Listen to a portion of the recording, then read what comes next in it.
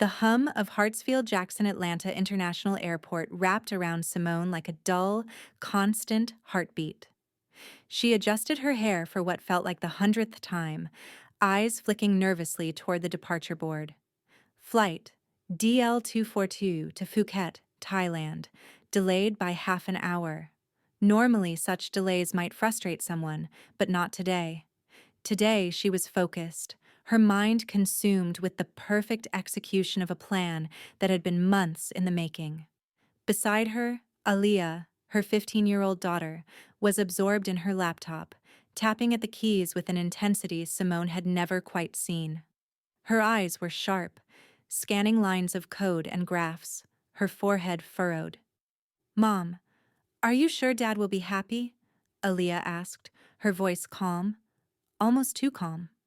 Simone smiled, trying to reassure both herself and her daughter, though a tiny prickle of unease stirred in her chest.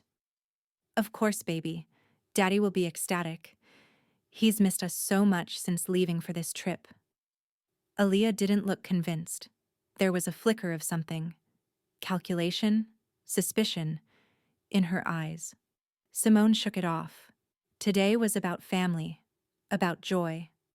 She would not let herself dwell on shadows.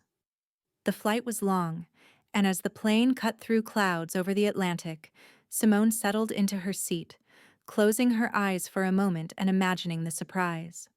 She pictured Ronnie's face as he opened the door of the villa, the gasp of recognition, the smile of delight. Candlelit dinners, walking along the turquoise ocean waves, laughter mingling with the tropical breeze. These were the images fueling her excitement. Aliyah remained absorbed in her laptop, typing rapidly, her eyes flitting across diagrams and lines of code. Simone tried to peek over her shoulder, curiosity gnawing at her. "What are you working on, sweetie?" she asked, attempting casual curiosity. "A surprise for Dad," Aliyah replied without looking up, her tone neutral, almost clinical. "You'll see. Very educational." Simone's heart skipped a beat at the coldness of the word educational. There was a determination there she did not fully understand, a seriousness that felt oddly adult. But the turbulence rattled the cabin, and her attention returned to her dreams of a joyful reunion. Hours passed. The sun rose over the horizon as the plane descended toward Phuket. Simone peered out of the window, eyes wide at the emerald waters and swaying palm trees.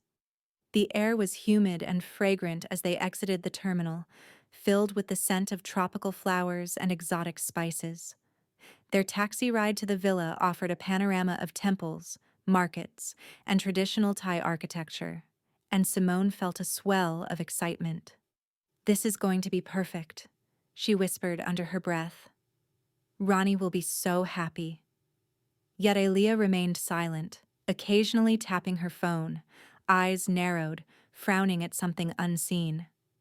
Simone attributed it to adolescent focus, though unease brushed at the back of her mind. When they arrived at the villa, the place took Simone's breath away. A two-story building, its white walls gleaming against the sunlight, red-tiled roof contrasting vividly with lush tropical greenery. A pool shimmered in the courtyard, and behind it, the turquoise ocean stretched endlessly. Palm trees and flowering shrubs surrounded the villa, creating a private oasis. Simone could almost hear the laughter and see the smiles she had imagined. But then her gaze caught something unusual. On the stairs leading to the second floor, a pair of red Italian high heels sat neatly next to Ronnie's jeans. A silk blouse was draped casually over a chair upstairs.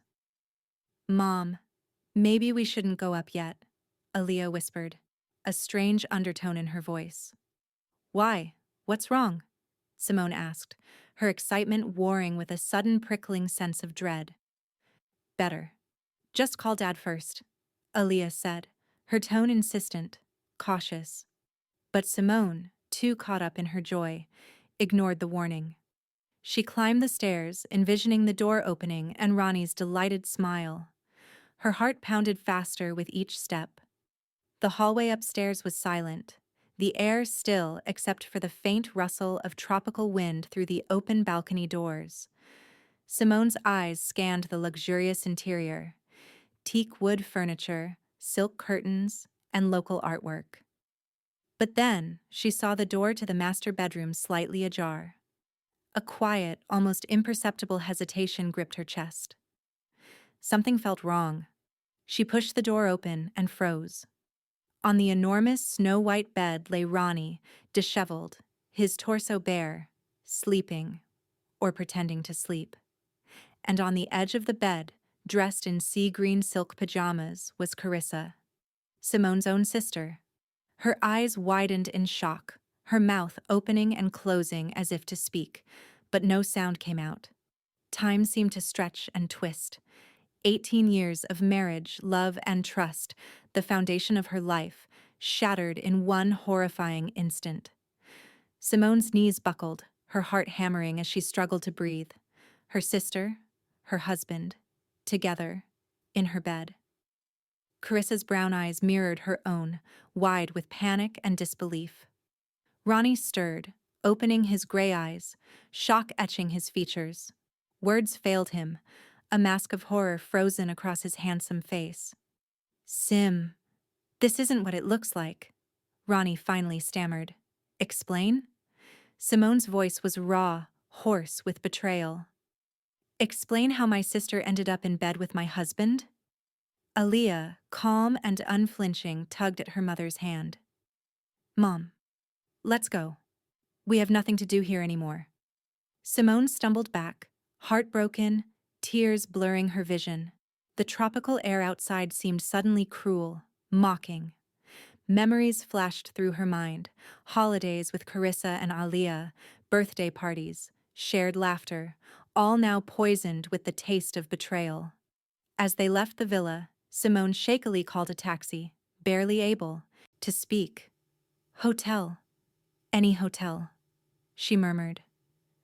In the car, she allowed herself to break, the weight of grief and rage pressing down. Aaliyah sat beside her, silent but vigilant, gently stroking Simone's hair, a grounding presence amid the storm of emotions. Her face, though composed, carried a determination that both comforted and unsettled Simone. At the hotel, Simone sat on the bed, staring into space, trying to reconcile the life she thought she knew with the reality she now faced. 18 years of trust, shared plans, dreams of the future, all shattered in a single unforgettable moment. Aaliyah placed her laptop on the bed. Simone's tear-streaked eyes flicked to it, confused. "Mom, about Dad," Aaliyah began softly, her tone calm, authoritative. "I already punished him." Simone blinked, disbelief mingling with curiosity. "You... what?" Aaliyah's eyes, sharp and mature beyond her years, met her mother's. "I've known about their relationship for a while. Grandpa Paul taught me programming and data analysis. For 2 months, I've been collecting evidence of Dad's infidelity." Simone's head spun. "You... knew?" Aaliyah nodded, turning the laptop toward her mother. On the screen were maps, charts, graphs, timelines, and coded analysis. She had traced her father's movements, Carissa's, and mapped their interactions, using only publicly available information. Every social media post, every location check-in, every subtle digital trace had been collected and analyzed. "Mom, they thought no one would notice. But data doesn't lie. I proved everything." Simone stared at the screen, the sheer scope of her daughter's work leaving her breathless. A 15-year-old using big data, programming, and statistical analysis to uncover her father's betrayal. It was brilliant, cold, calculated, and utterly justified. Aaliyah continued, explaining her methodology: automated data collection, legal and ethical, statistical models, temporal and spatial correlation, social interaction analysis, communication tone. She had created a detailed professional report, a scientific document that could stand up in court. "Mom, Tomorrow, at 8 a.m., I will send this report to all of their contacts. Everyone who knows them will see the truth. Simone felt a strange mix of horror, pride, and relief. The pain of betrayal was immense, but her daughter's clarity, intelligence, and courage offered a path forward. The first light of dawn filtered through the curtains of the Phuket hotel room. The tropical breeze carried the distant roar of the ocean, but Simone barely noticed. She lay under the comforter, her mind restless, thoughts spinning like a storm. Beside her, Aaliyah was already awake, seated in front of her laptop, fingers poised over the keyboard like a conductor before an orchestra. "Mom, it's time," Aaliyah said softly, eyes unwavering. Simone sat up, brushing her hair back. "Are you sure about this?" Her voice trembled, not just from fear, but from the weight of the coming actions. Aaliyah didn't flinch. "Every piece of data is legal, Mom. Publicly available. Nothing stolen, nothing hacked. Just verified information. If we don't do this, Dad and Aunt Carissa will continue without consequence." Simone swallowed, a lump forming in her throat. Her daughter had evolved in the blink of an eye from child to strategist, from observer to executor. The betrayal had forced her into adulthood, and now Aaliyah's calm, methodical mind was preparing to deliver justice in a way Simone had never imagined. Aaliyah began her work in silence. Lines of code scrolled down her screen, analyzing social media activity, location tags, timestamps, and posts. Graphs appeared, linking Ronnie's daily routine with Carissa's, exposing patterns that no human eye could catch alone. Temporal correlations, geolocation overlays, communication tone analytics. Her program synthesized it all into a comprehensive dossier. "Mom, look at this," Aaliyah said, pulling up a heat map of Atlanta. Red dots marked Ronnie's locations, blue dots marked Carissa's, and green dots revealed where they coincided. Restaurants, cafes, gyms, shopping centers. Their secret meetings weren't so secret after all. Simone's breath caught. Her hands trembled as she leaned closer. "All of this, you found in 2 months?" "2 months, yes. And not just locations. I've analyzed the timing of their social media interactions, the tone of comments, the patterns of their posts. It's all statistically impossible to be coincidental." Aaliyah's voice was calm, precise, yet carried an undertone of righteous fury. "And what will you do with this?" Simone asked, dread building in her chest. Aaliyah's fingers danced across the keyboard, opening a new program. "Tomorrow, 8 a.m., Atlanta time, I will distribute this report to everyone in their social and professional circles. Friends, family, colleagues, business partners. All will see the evidence." "Aaliyah, no, that's huge. The consequences—" "Mom, they brought this on themselves," she interrupted firmly. "You can't protect someone who destroys trust. Biological relation doesn't excuse betrayal. Dad and Aunt Carissa made their choices." Simone felt her heart twist. It was true. The anger and humiliation she felt, raw and unrelenting, were undeniable. Aaliyah was not just acting for her mother, she was acting for justice itself. The afternoon passed in meticulous preparation. Aaliyah double-checked databases, verified email addresses, and rehearsed the automated distribution system. She had developed multiple layers of redundancy to ensure the report reached its intended recipients, and that no email would be lost or delayed. Every line of code was scrutinized, every data point cross-referenced.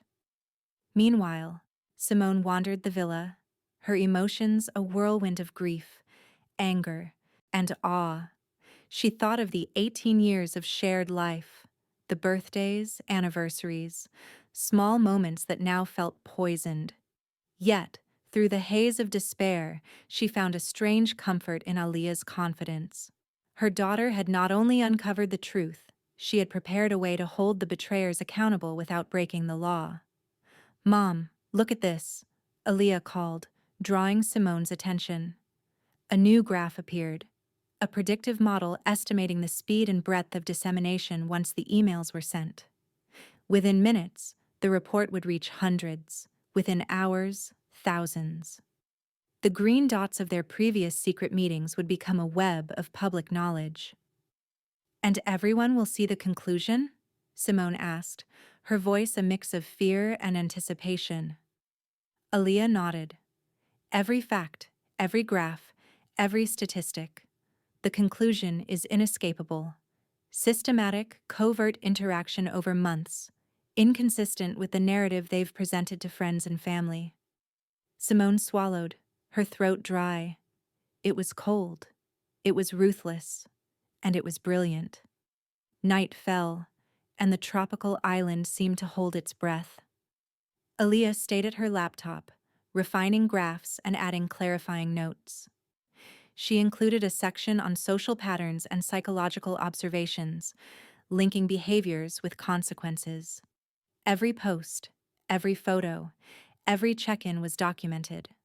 She even wrote appendices explaining methodology and limitations, ensuring the report could withstand scrutiny from academics or legal experts. "Mom, this is more than a report. It's a case study in betrayal, built with science," Aaliyah said, showing her mother a preview. Simone ran her fingers along the screen, absorbing the intricate layers of analysis. She felt awe, pride, and grief at once. Her daughter, only 15, had created a document that could stand in court, on social media, and in the hearts of friends and colleagues as an irrefutable testament to her father's choices.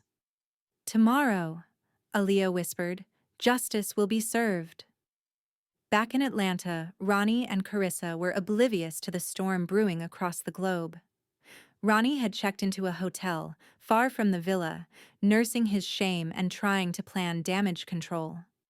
Carissa, meanwhile, had returned to her office, attempting to carry on as if nothing had occurred. But the tension was palpable, their conversations frayed, their nerves taut with the knowledge that exposure could strike at any moment. The morning of the reveal arrived. At 7:30 a.m. Atlanta time, Aaliyah, sitting calmly in the Phuket hotel room, initiated the automated distribution. Lines of code scrolled like lightning across her screen. Email addresses, delivery statuses, counters. Her system moved with precision, a digital symphony orchestrating the inevitable reckoning. The first batch went to Ronnie's colleagues, 247 recipients, each receiving a professionally formatted report titled Expertise Analysis of Covert Connections in a Business Environment. Maps, temporal activity graphs, statistical tables, all laid bare the truth. Next, 156 of Carissa's acquaintances received a similar expanded presentation. Family, friends, business contacts. The final wave, 89 recipients, received the complete scientific dossier. By 8:00 a.m., the final button had been pressed. Every person in their respective circles received the report. Aaliyah leaned back, expression calm but triumphant. "Mom, it's done," she said softly. "Now we watch." Within minutes, chaos erupted in Atlanta. Ronnie's phone buzzed relentlessly. Calls, texts, emails, friends, colleagues, clients. The first to call was Sean Garrett, his voice a mixture of disbelief and admiration. "Ronnie, did you see what your daughter sent? Check your email now." Ronnie froze as he opened the first report. Every graph, every map, every statistical correlation meticulously documented his betrayal. He tried to explain, to deny, but the evidence was irrefutable, public, scientific, undeniable. Carissa's phone followed suit. She screamed hysterically, unable to comprehend how Aaliyah had discovered everything. "She's 15. 15? How could she do this?" Every email, every notification carried the weight of judgment. Friends, relatives, business contacts, they all saw the truth.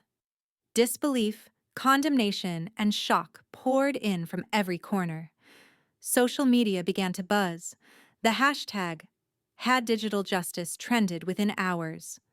Simone watched, stunned, as her daughter orchestrated the downfall of her father and aunt. Aaliyah's expression remained calm, detached, as if she were watching a simulation rather than real life. But Simone felt a strange warmth in her chest.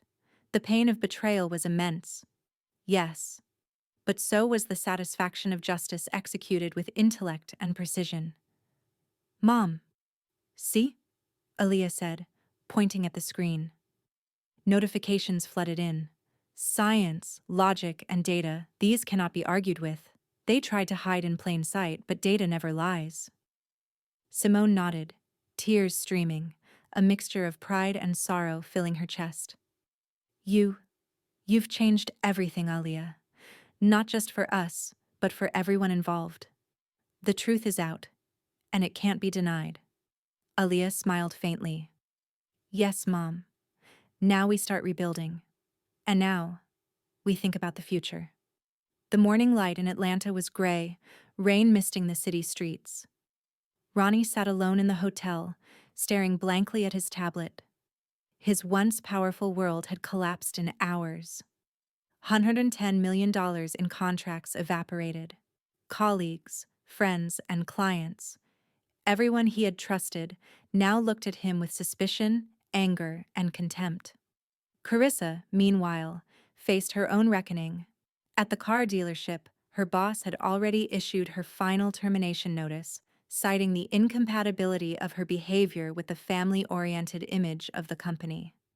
Customers refused to work with her, friends scorned her, and every social media post reminded her of Aaliyah's precise, unflinching analysis. She was publicly humiliated, stripped of professional and social credibility. Back in Phuket, Simone and Aaliyah had spent the night discussing the future. The hotel room smelled faintly of tropical flowers carried by the ocean breeze outside. For the first time in weeks, Simone had slept deeply under the weight of trust restored in her daughter's abilities. "Mom, it's done," Aaliyah said, sipping her herbal tea. "The reports are being read, and the world knows the truth." Simone reached over, holding her daughter's hand. "You've done more than I could have imagined. You've defended us, protected our family's integrity, and even taught me something about courage." Aaliyah smiled faintly. "Dad and Aunt Carissa made their choice. We didn't create the situation. They did. We only ensured accountability." Simone nodded, the knot of betrayal still heavy, but clarity forming in its place. They had survived, and now it was time to rebuild. Upon returning to Atlanta, Simone immediately consulted a high-profile family attorney. Armed with Aaliyah's meticulous report as evidence of Ronnie's infidelity, the legal process moved swiftly. Divorce proceedings were filed, and with the public digital documentation, the case was airtight. "Mom, this is thorough," the attorney said, flipping through Aaliyah's 30-page dossier. "This is more than enough to secure your rights, assets, and custody arrangements. It's extraordinary. Your daughter's work is basically a PhD-level forensic report." Simone felt a pang of relief.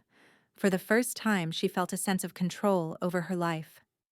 She had been betrayed, yes, but now she had the power to reclaim her future. Meanwhile, Aaliyah was already thinking ahead. Her analytical mind mapped out the next steps: asset protection, public perception management, and, most importantly, emotional care for her mother. She knew her own resilience had grown, but she wanted Simone to feel secure, empowered, and free from fear. Ronnie's business world crumbled under the weight of exposure. Family clients who once trusted him implicitly now rejected him outright. $110 million in contracts lost was just the financial tip of the iceberg. His reputation was irreversibly damaged. Social media and professional networks buzzed with discussion of his betrayal. Every interaction, every potential client, every friend now approached him with skepticism. Carissa faced parallel consequences. Friends and colleagues, once supportive, now distanced themselves. At her workplace, customers refused to transact with her, viewing her as a figure who had destroyed families. Her personal life became a storm of judgment, forcing her to confront the consequences of her choices head-on. Through it all, Simone and Alia remained strategically silent. They allowed the evidence to speak, letting the truth ripple through social and professional circles. Their calm composure contrasted sharply with the chaos of Ronnie and Carissa, reinforcing the authority of the digital evidence. Once the immediate legal and social fallout settled, Simone focused on personal healing. Weeks passed as she and Alia organized their lives. Together, they explored new routines, cultivated passions, and forged stronger emotional bonds. Simone returned to literature, her first love, using writing as therapy to process the betrayal. Alia, inspired by her success, continued expanding her digital forensic skills.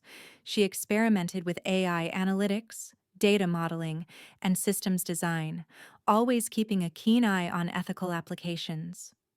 Mom, Alia said one afternoon while analyzing global open data sets, what happened wasn't fair, but it taught me something. Technology can empower us.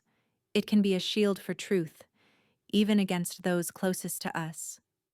Simone smiled, realizing that their lives had transformed.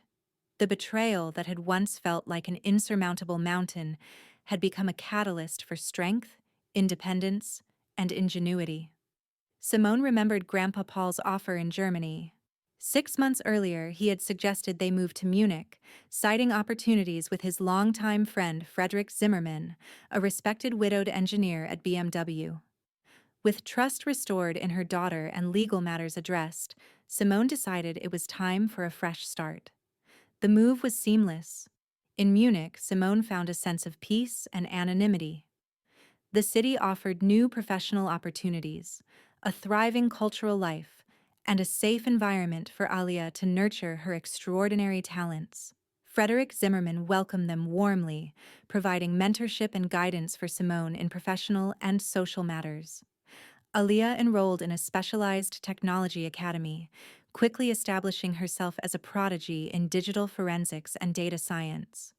Her reputation as a meticulous and ethical analyst spread, attracting attention from academic institutions and tech firms. Mom, she said one evening, watching the sun set over the Isar River, we're not just surviving anymore, we're thriving. And I'm proud of us. Simone hugged her daughter tightly. I'm proud of you too, my brilliant girl. You turned pain into power, betrayal into justice. You've changed our lives. Back in Atlanta, Ronnie attempted to rebuild his life, but the shadow of exposure loomed large. He lost credibility in the construction industry, struggled to maintain client relationships, and faced social ostracization. Carissa, similarly, was unable to restore her professional reputation or personal relationships. Both had underestimated the power of transparency and the precision of technology. It was a lesson etched in public memory. Betrayal, especially when documented and exposed through ethical means, has enduring consequences. Months later, Simone and Alia walked along the banks of the Isar River, the Munich skyline glowing under the golden hour. The air was crisp, the city alive with possibility. Simone felt a sense of liberation she hadn't experienced in nearly 2 decades. Her life was no longer defined by betrayal, but by resilience, intelligence, and the unbreakable bond with her daughter. Mom, Alia said thoughtfully, do you think we'll ever face something like this again? Simone smiled, taking her daughter's hand. Life will always have challenges, Alia. But now, we have each other, and we know how to face anything, together. Alia nodded, eyes shining with determination. She was no longer just a child. She was an agent of justice, a protector, and a visionary. And for the first time, Simone felt truly secure, confident that the future was theirs to shape.